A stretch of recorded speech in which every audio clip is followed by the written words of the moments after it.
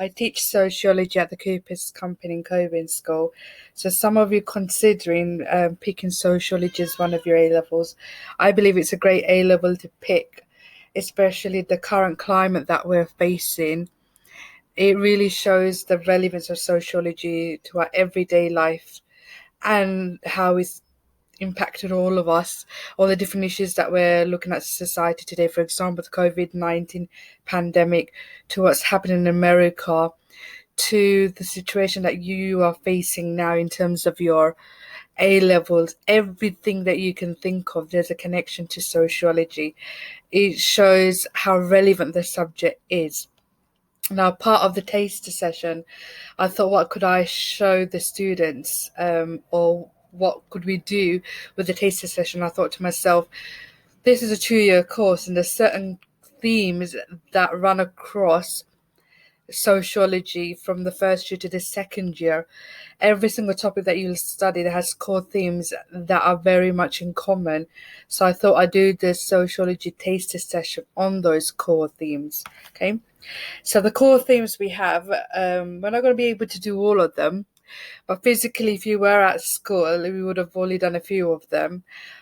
Um, Now that you're doing it online, you're receiving it through online, we're still going to do the 3 that I would have done with everyone physically. But one of them that I've left out, you could actually research that yourself and find out what that is about.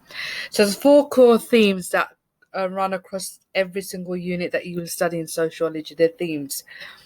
The first one that we're going to be looking at today in this taster session is socialization, culture, and identity. The second one, which we won't look at, but kind of links to, I'm sure you have an idea about what that is about, social differentiation, power, and stratification. It's briefly about how in society we're divided amongst like our class background, gender, ethnicity, for instance, and how we're in a hierarchy in society, and how those that have power are able to dominate the rest through the media, for example, through the education system. And I think that very much links in with what's happening in society now, especially with COVID-19 pandemic. What you have found is a report that the government was reluctant to publish, but showed that ethnic minorities are more likely to die from COVID-19. But the government really didn't really look into why that is the case or come up with solutions. They were not willing to publish at first, and then it came out. So that's quite interesting with what's happened with George Floyd in America. It's ran question across the whole of the world about how different races are treated unfairly. So it's brought out different debates. For example, in America, we know about the police brutality. It's also allowed us to reflect on our own country and look at our like criminal justice system. In other countries, also allow them to reflect on their own country, how they treat others. For example, in India, they are known for like big celebrities are known for advertising fairness creams. And one particular famous superstar came out and said that she doesn't understand why they do that. There's no point of them showing solidarity with Black Lives Matters if they're not treating their own fellow Indians, equally. Because in India, certain groups are really persecuted, like the poor. They have a caste system in India.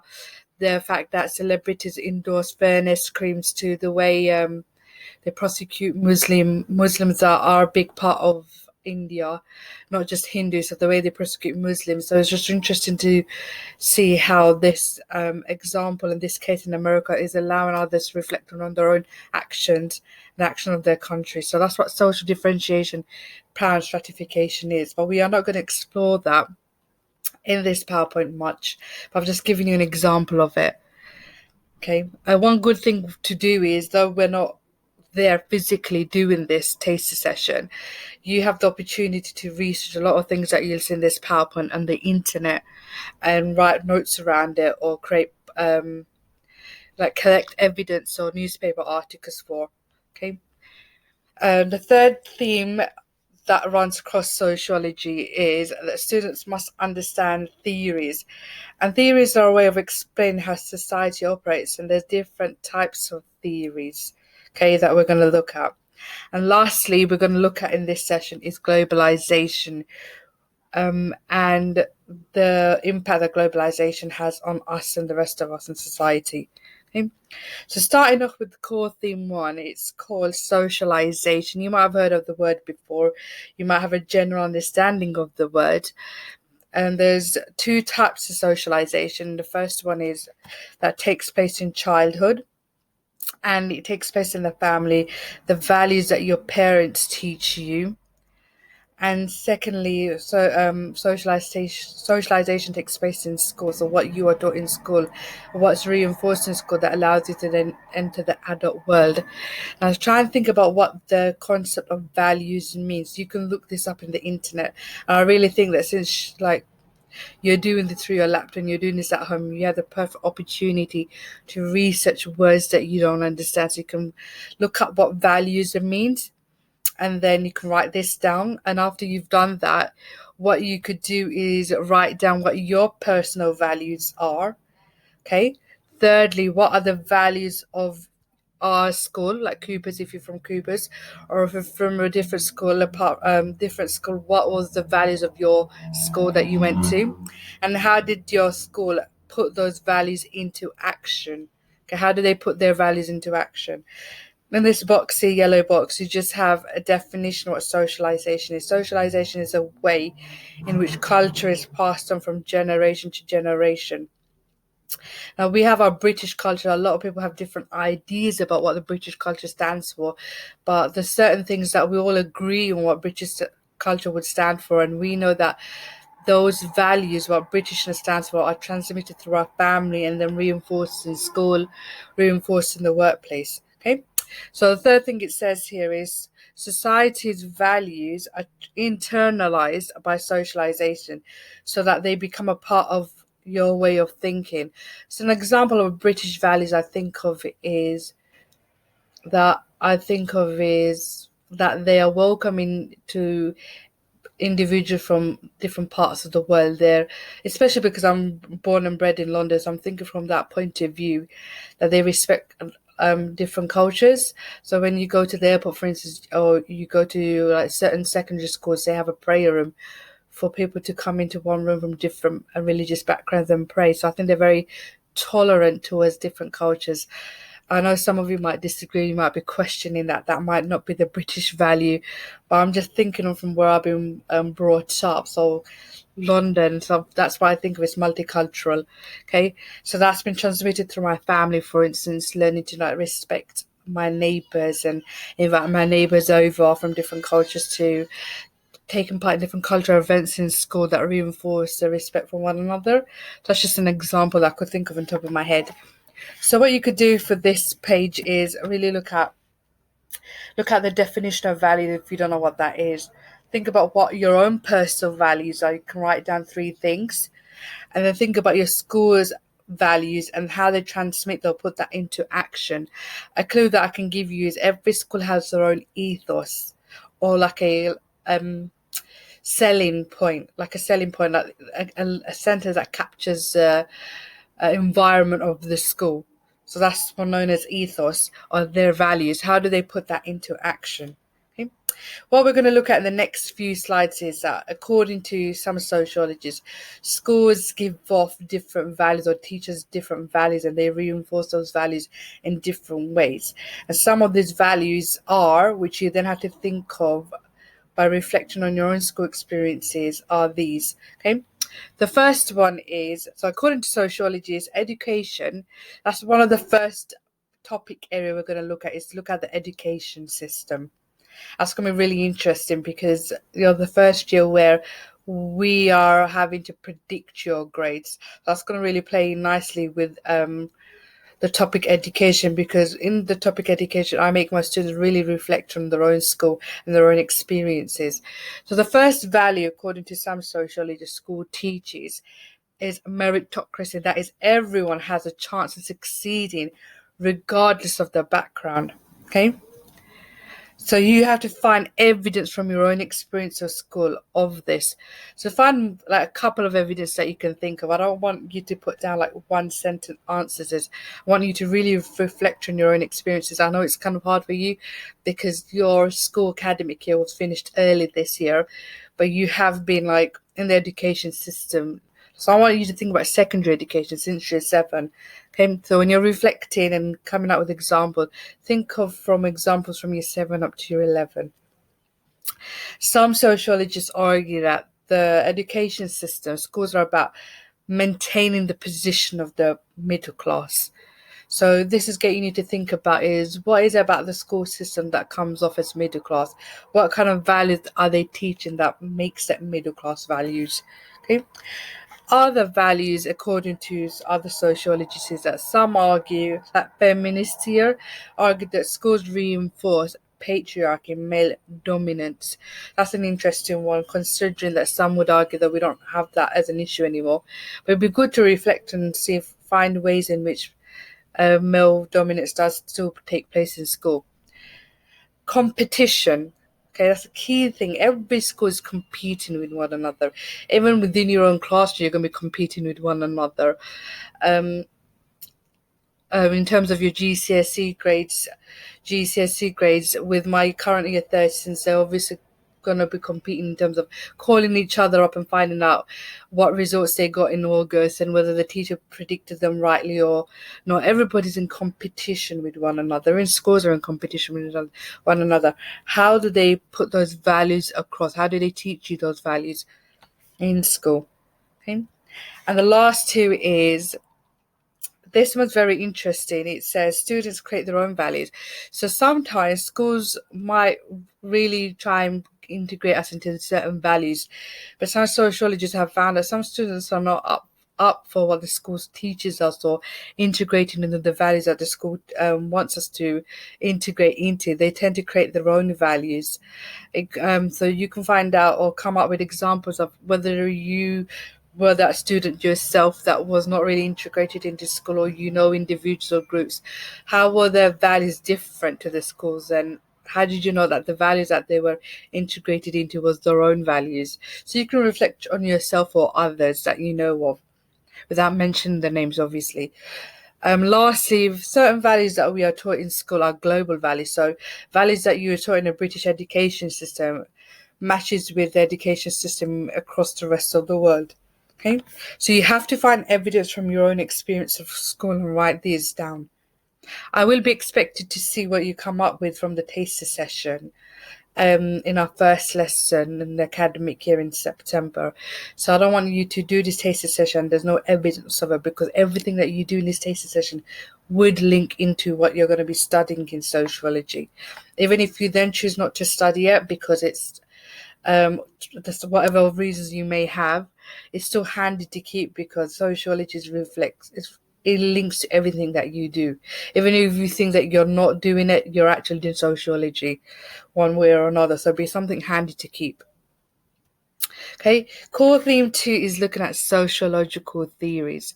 And sociological theories are there's different types of theories. And theories are a particular way of looking at society. A lot of the sociologists saying that they're looking at society in a very open way, but they tend to look at society from a particular viewpoint. Okay, so I've included about 5 different statements there. What you need to do is have a read of each statement and then decide which one you agree with the most and why. Okay. Now this links into the next slide. So that, like I said, there's different ways of seeing society, and there's 2 main camps of sociologists. Some are structural sociologists. So you can see this is an octopus here, and it's society, and each leg of the tentacles of the octopus represent different aspects of society. They're not all of the aspects, they're some of the aspects. And what it's trying to say in this picture is that society controls our actions. Okay. So it says we are shaped by the way society is organized. We behave according to society's expectations. So that's known as a structural view or structuralism. Okay. The polar opposite to this view is the action approach or social action approach. Here you can see society actually is not a dictate on our actions. Our actions shape society. So I know I've referred to this example several times, but it's really important to refer to that to give an example. With the Black Lives Movement, a lot of things will change. So through our actions and our campaigning, we will notice a change. We might see some immediate change.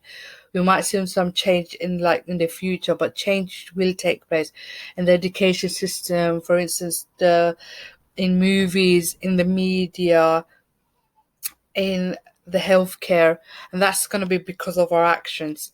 And so our actions have shaped society. So according to the social action views, we have free will and choice. We have the power to create society through our own actions and interactions, so we can change. Okay, society doesn't necessarily dictate our actions. Our actions shape society. Okay. Those are the two main sociological views of society. They branch off, but we're not going into that much. You can, if you want to search it, I'm more than happy for you to do that. So you can find out what consensus theories are, consensus, and what conflict theories argue. Okay, and there's two different types of conflict theory. You can search what they argue about society: Marxism and feminism. And the consensus theory is functionalism. So the three that I've named there, functionalism, Marxism, feminism, they're types of structural theories. So there's three different types of structural theories. With social action, there are different types, but they all tend to come under this heading. Okay, so you don't need to focus on that much. You can research for this one. I would suggest labeling theory. Now, the next interconnected slide is, well, the second topic area that we study in the first year of sociology is the family. Now, I've given you a brief description of the structural approach and the social action approach. I want you to do is you can search for this even more. I think that's the advantage of you doing this through online, is that you can actually research this. A key part of sociology is actually taking an interest in society, and you really have to be interested in the subject to do it.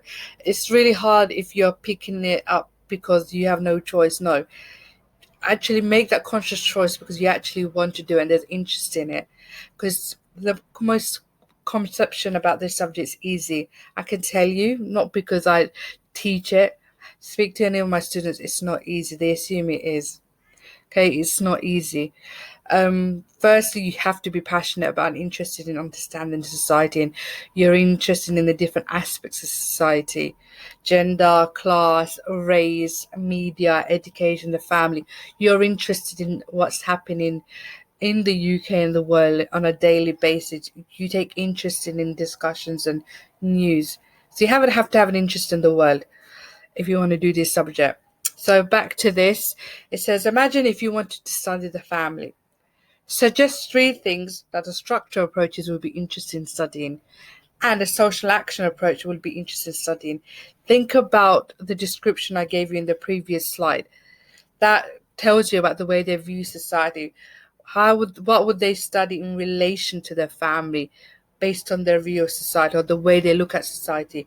If you're still confused about these two approaches, I would suggest looking them up, okay, on the internet. And there's a vast and enormity of sociological website online. Okay, it's a very resourceful subject.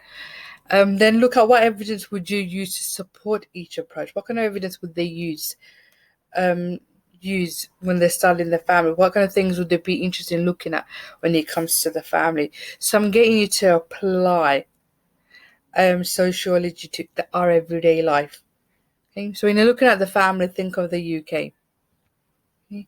The last theme that we would have looked at in class would be, so I missed out one of the themes which I described already. This theme is called globalization. And you have come across globalization in many of your different topic areas, RS to geography, in history to, if you've done like business studies or media, you've come across this concept. But I've given you a definition of the concept here. And what I would like you to do, think about the different impacts sociology has had on these different areas: the family, education system, in terms of crime patterns. Because of globalization, we might have new types of crimes. Even with the COVID-19, though, like they argue that crime has an increase, didn't, but new types of crime was created as a result of COVID-19, which is a global pandemic. Okay, and lastly, the impact it's had on religion. Okay, some of you, so religion means that it has had different impacts on religion, like globalization. Come and look at that. Because some countries that they used to be open, but now they've tended to become even more religious than before. If you look at the UK, it's like a secular society, but a lot of the values that we have are rooted in Christianity, for instance. So do look at what impact it's had on religion and research, okay? And you can jot some things down because I would like to see what you've gathered from this taster session. Okay? Now, to end the slides off, for the summer homework or summer project, you have been given a particular task and it's a research task, okay? The reason why I picked this is because a lot of the students, I've changed it up this year, and a lot of the students, when they come, they are not aware of what sociology is about. And even if the task I've set them, they don't really engage with it, just copy and paste. So with this task, you are actually researching what sociology is about and actually thinking about what is interesting about this subject. Is this subject for me or not? Okay. So it's like a research based task looking at what sociology is. Okay. So I'm going to bring out the PowerPoint with the booklet that you have received, which is online. So it looks at what sociology is about, and I'll go through the different tasks with you. So the first task is in 50 to 100 words, summarize what you believe sociology to be. Okay, then what I would like you to do is look at the following videos. You might come across other videos too. There's no harm in looking at that. Add to your notes summarizing what you understand about sociology. I've given you further links here as well, so you could look at. And I would suggest you look at this further link website because it does give you a good insight into what sociology is. Okay. Now, the task two is I called it sociologicalizing the coronavirus. Now, when I created this task, it was very early on March, April. We now we are now in June, entering July.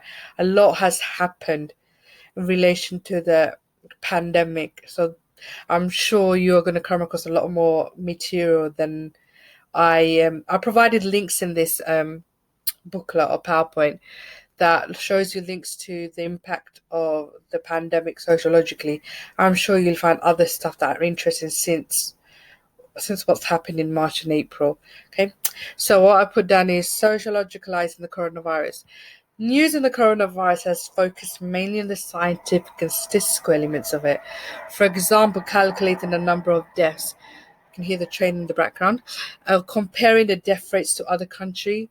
Um, to see that which country, I think, for instance, the more deaths you have, it kind of reflects on this the system of that country, whether it's a good system or not. Since we have a very high number of deaths, a lot of Boris Johnson has been facing a lot of questions about his leadership and how much NHS has been funded or not, etc.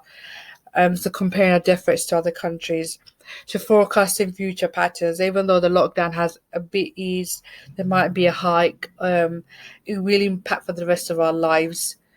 So what the future patterns will look like. Explanation of the effects on our body, that was the main focus, like what the symptoms.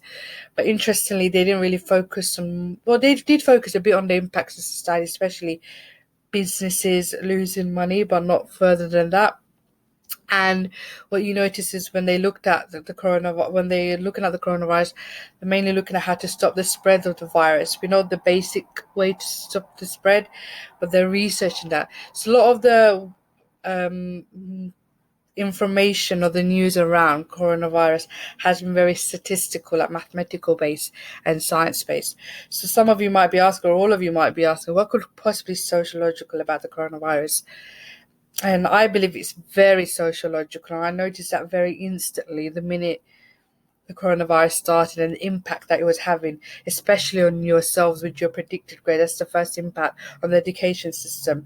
So through our relationship with the viruses, though our relationship with the virus is based on facts and figures, it's actually more social. The impact it's having on society currently to how it will affect us in the future, the impact on institutions to our own responses to the impact, and our relationship with others all has a sociological dimension. Since March, April, there's been a number of different articles on the impact of the coronavirus on the different aspects of society, and we'll continue to see that. Okay, so when you come into school, like in September, things are going to look different. Okay, so I've included like from the British Sociological Association, which is very interesting. You can check this out if you go on the British Sociological Association website. There's a link there if you're interested in researching this, and they carried out lots of research into the ways that the pandemic is affecting all of us and the sociological links there. But this was a summary of what the point they made in April. So since April, a lot of things has been happening. Okay, this is all the things that they noticed up to April. Okay, so as the COVID-19 continues to emerge, the sociological dimensions of the crisis become increasingly apparent from the global mobilities of people and the underlying goods, services, and markets that have hastened the spread of the virus to the framing of state responses around the world. For example, there's a difference between Boris Johnson responded to compared to the way the Brazilian president did. Massive difference between the two. To the everyday practice of individuals, families, and households. So some individuals decided to flaunt the rules, some didn't. So it's interesting to look at that. Business and communities in these strange times. Sociological expertise is crucial to understanding the shape and dynamics of the crisis. At the same time, as the crisis evolves, we learn more about the social divisions. Like I said, like what the government found, which they were not really happy with revealing initially, but then had to. The ethnic minorities are more likely to die from COVID-19. And some of the reasons could be because they say racism, to the fact that their economic or social economic background compared to the white counterparts is poorer. And one of the poorest boroughs to have the highest level of COVID-19 cases was in Newham. Newham is mainly disproportionately ethnic minorities. Okay, social cohesion. Sorry, us all coming together during this time, like clapping every Thursday, and the possibility for social change. So a lot of things will change. Our education system is going to change because of this pandemic. Okay, so what it's trying to say that the pandemic has a very much sociological angle to it. I've included here different words that you have come across in the paragraph that you might not understand, and I've included the definitions for these. They include social division, social cohesion, social change. Okay, now this links into a second task. So it says, on the next slide, look at the following impacts the coronavirus has already had or will have. Each impact is related to the different unit areas you will study during the course. For each impact, focus on why you think this would be an area of interest to sociologists. Secondly, using what you have gathered, revise your answer to what you think sociology is about and answer why the subject is relevant. Okay? So that's what you need to do. So this is task 2. Okay, so I've included a table here and I've provided links to the different topic areas that you studied throughout the course in sociology. You've got a box to complete, which you're then going to use to revise your answer on what you think sociology is. So key points from the impact and why is this a concern, interest to sociologists. So I've included links here. So education is one of the units we'll study, family and households. Crime and deviance, which is in our second year. Beliefs in society, theory and methods, and globalization. I've included an extension task here is how can some of the stories be interlinked? What you'll find is a lot of the stories are very much interlinked. So what you will do is research these links. You might come across other links, that's fine. Put your key points from the links from each impact and why you think this is an interest or concern to sociologists, and then revise your answer that you gathered from the first task where you wrote about what you think sociology is about. Add on to your answer what sociology is about and then why you think it's relevant. And this is due in the first lesson, sociology lesson in the academic year. I would like to see your summer work alongside the taster lesson work. So it'd be good to see that what you did during the taster session on your own at home. Okay. I really hope you do consider to continue to do this subject, and I really mean it. You have to have an interest in sociology or society, interest in the world, and you're interested in different aspects of society and different topics, then this is a subject for you. Secondly, it's a essay based subject, so lots of essays that you're going to be doing. That's a key thing. So you have to be aware of that, what your strengths are, what your development points are. It's hard for you to pick this as a subject because you think you didn't have any choice. You do have a choice. There's so many A levels to pick from, but if this is a subject for you, you have to clearly be passionate and interested in engaging with it. It'll be hard for you if you're not interested in it and then you come along and do it and then you're stuck. And you're like, I think I didn't want to do this, but you don't want to offend me, etc. You have to be interested in. And hopefully, like with this task that you're doing, you will find out why I am passionate about this subject, and it shows you why this subject is relevant and why it's interesting. So hopefully this task pushes you to pick this as your A-level subject. Okay, thank you.